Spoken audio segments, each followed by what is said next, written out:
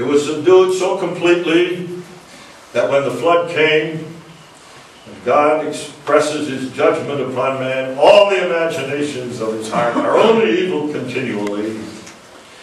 God means to say, man has made this creation, this antediluvian creation, as it now stands, completely subservient, with all of its powers, with all of its mysteries, with all of its hidden truths, in the service of sin. And so the flood came as judgment. Now, while I don't want to get into that this morning, because that will detract us from our main subject, I want to call to your attention that this same process of subduing the earth completely so that it may be put in its entirety in the service of sin was completed prior to the flood in a much shorter time than in the post-flood age, beginning with Noah up until now.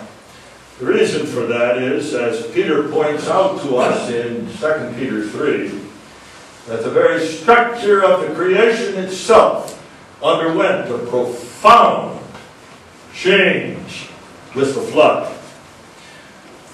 The pre-diluvian creation was surrounded by water, and Peter means to say, composed principally of water.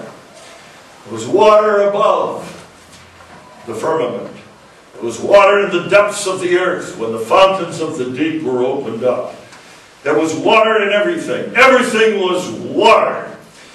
And man subdued the earth with that characteristic of the creation. But, says Peter in 2 Peter 3, that's not so anymore.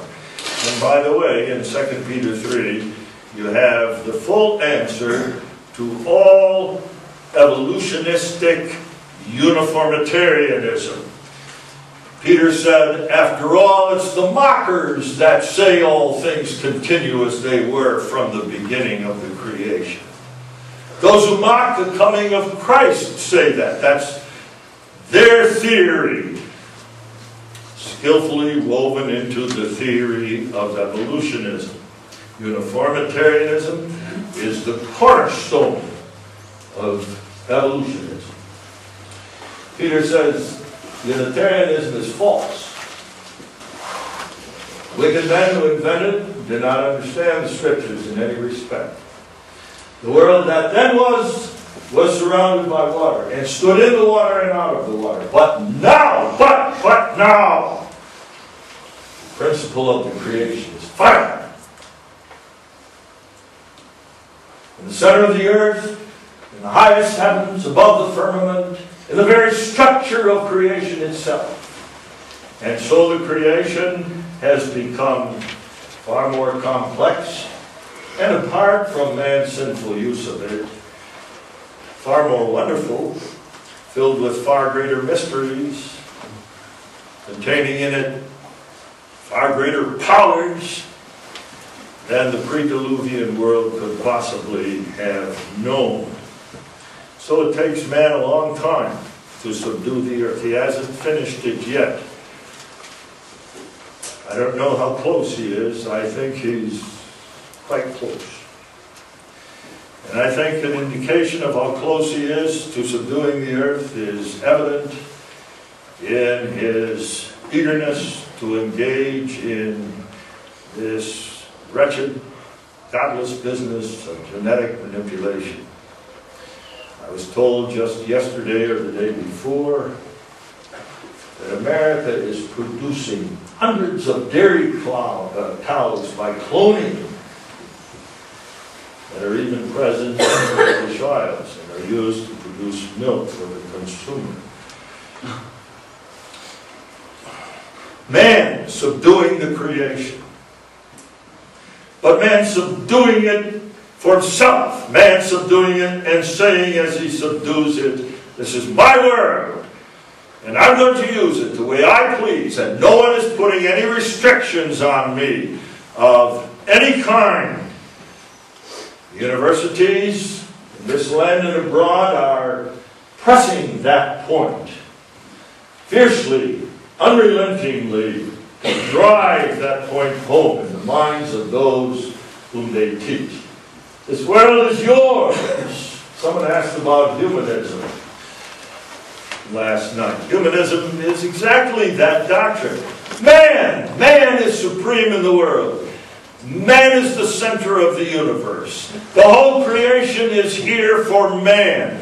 It's to be used by him. The whole world revolves in an orbit about man and his desires and his purposes, and is here for his enjoyment, to do with as he pleases.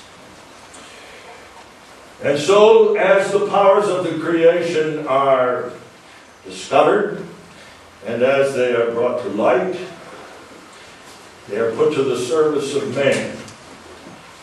Now let me say at this point, I hope to talk about that more in the next speech, the Lord willing.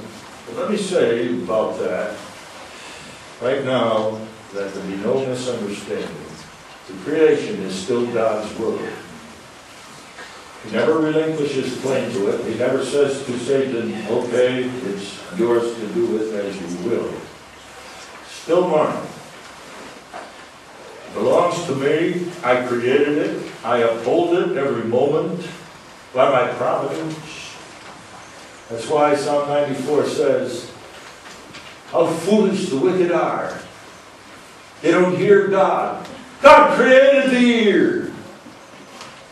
They don't mention God's name except in a slanderous way. God created the tongue. What fools! What fools! But so it is. So it is. And so man does with God's creation as he pleases. For his own purposes, takes God's world, the creation that belongs to him, that he upholds every moment by the word of his power, and says we're going to use it as we want, that we may have pleasure from it to do what we please. He pre-godless man. You know how those powers of the creation are gradually, over the centuries and millennia, uncovered. You know how the power of wind was early harnessed, the wheel was invented. You know how iron and bronze were mined from the earth and put to man's use, particularly in making more powerful weapons of warfare. And you know how in the last half-century, perhaps, amazing powers in the creation have been uncovered. Powers that make possible cell phones, television sets, radios, atomic bombs, and all the modern conveniences of our time. As man harnesses them, puts them to use, pries into the mysteries of the atom, claims to have the power to manipulate genetic development.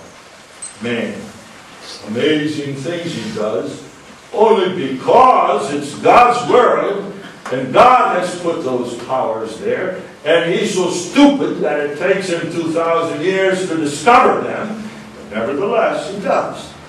And as he discovers them more and more, he grows not in the depravity of his nature, which is always totally corrupt, but in his ability to express the wickedness that lies in his heart. God considers that to be important for his purpose. From God's point of view, and I'll come to that in a moment, man must show outwardly how depraved his wicked heart really is.